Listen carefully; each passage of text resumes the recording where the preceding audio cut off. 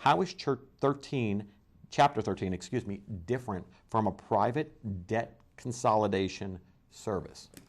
First and foremost, most private debt consolidation services you want to check out. And the reason I say you want to check them out is because a lot of them receive funding from the credit card industry. Ooh. And they're run by private companies who are looking to make a profit. Ouch. So that's a problem. That's a big problem for you because right now you're a ticket. They prey on people who are afraid to file bankruptcy. So what happens is that you go to them.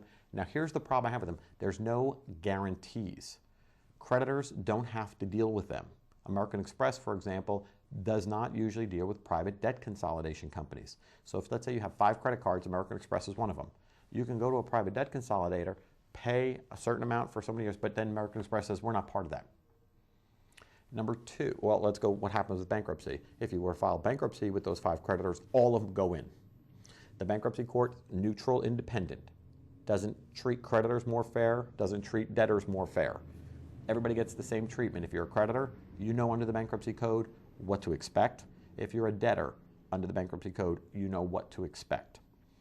There's no guessing games usually. Most of the time there's an answer for your question. Now you may have some unique circumstances which, change the game a little bit, but most of the time there's an answer for your question. Go back to the debt consolidation company. What's the proper percentage you're going to pay? In other words, are some creditors treated differently? Yes. In a debt consolidation company, yes. In a bankruptcy context, the answer is no. If all the creditors are in the same group, meaning unsecured, non-priority creditors, they all get treated the same. They get paid pro rata. So if one is owed $10,000 and one is owed $1,000, they're going to get the same percentage. If it's a 10% payout, it's a 10% payout. If it's X amount of dollars going to the unsecured creditors, again, pro rata payout by the Chapter 13 trustee. So over one side, you got a private organization who may or may not be a slave to the credit card companies dealing with your funds. On the other side, you have parties who are absolutely neutral and independent doing their jobs and making sure everything is done the way the bankruptcy code says.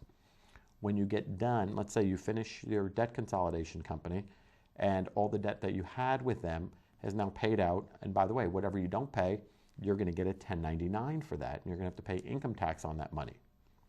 Bankruptcy, on the other hand, says nope, no income tax on the debt that's discharged.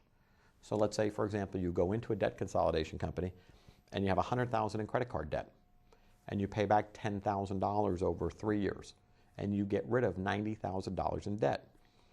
Is there a possibility you're going to get 1099s for that? Oh yeah. What happens if you go into a Chapter 13 bankruptcy with $100,000 in credit card debt? You pay back $10,000 and the rest is discharged. Are there any tax ramifications with that? None. There's finality, there's fairness, there's no tax ramifications, and going forward they can never try to recollect that debt. You have an assurance on that.